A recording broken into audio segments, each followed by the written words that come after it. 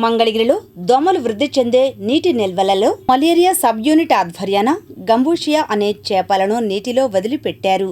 ముఖ్య అతిథులుగా ఆంధ్రప్రదేశ్ రాష్ట్ర additional director doctor Subrahmanyeswari, DMHO doctor Vijayalakshmi, జిల్లా మలేరియా అధికారి సుబ్బరాయుడు హాజరయ్యారు. ఈ కార్యక్రమంలో మలేరియా సబ్ యూనిట్ అధికారి ఏ శ్రీమన్నారాయణ తదితరులు పాల్గొన్నారు.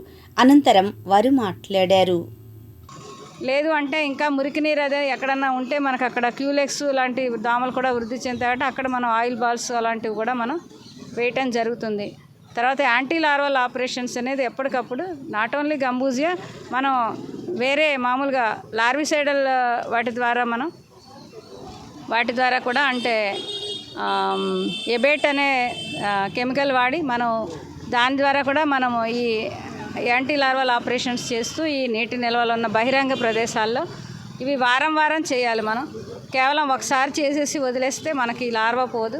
వారం వారం చేసుకోవాలి. కేసు వచ్చినప్పుడు మనం ఆ చుట్టుపక్కల ప్రాంతం ఒక 50 ఇళ్ళు వరకు కూడా మనం ఖచ్చితంగా ఇంటి లోపల కూడా స్ప్రేయింగ్ చేస్తాము. దాన్ని ఐఎస్ఎస్ అంటాము. దానికి కూడా ప్రజలు సహకరించాలి. ఇంటి లోపల ఏరోజల్ స్ప్రే చేస్తారు గాలిలోకి. అది కూడా మనం ఒక 50 ఇళ్లల్లో మనం కేసు వచ్చిన ప్రతి దగ్గర చేయటం జరుగుతుంది. నెక్స్ట్ మనం ఈ యాంటీ లార్వల్ ఆపరేషన్స్ అనేది బహిరంగ ప్రదేశాల్లో మంచినీటి నిల్వ ఉండే ప్రదేశాల్లో వేస్తాం. దాంతోపాటు ఈ గంబూజియా చేపలు వేస్తాము.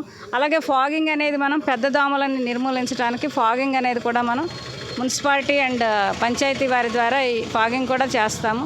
ఫీవర్ సర్వే అనేది ఇప్పుడు ఈ డెంగీ నియంత్రణలో భాగంగా మన ఏఎన్ఎంస్ అందరూ కూడా మొత్తం మున్సిపాలిటీస్ పంచాయతీలు అన్నింటిలో కూడా ఇప్పుడు మనం ఇంటెన్సిఫై చేసి మనం ప్రతి ఇల్లు వెళ్ళి వాళ్ళు ఎవరికైనా జ్వరాలు ఉన్నాయని నమోదు చేసి వాళ్ళకి అనుమానాస్పద డెంగీ లక్షణాలు ఏమైనా ఉంటే ఇమ్మీడియట్గా డెంగీ పరీక్ష నిమిత్తం మనకి NS1 అని చెప్పి మెక్కెలీసా అని చెప్పి 2 రకాల పరీక్షలు ఉన్నాయి. ఈ 2 రకాలు కూడా మనకి SSH ల్యాబ్స్ ఉన్నాయి. మన రాష్ట్ర వ్యాప్తంగా 54 ల్యాబ్స్ ఉన్నాయి.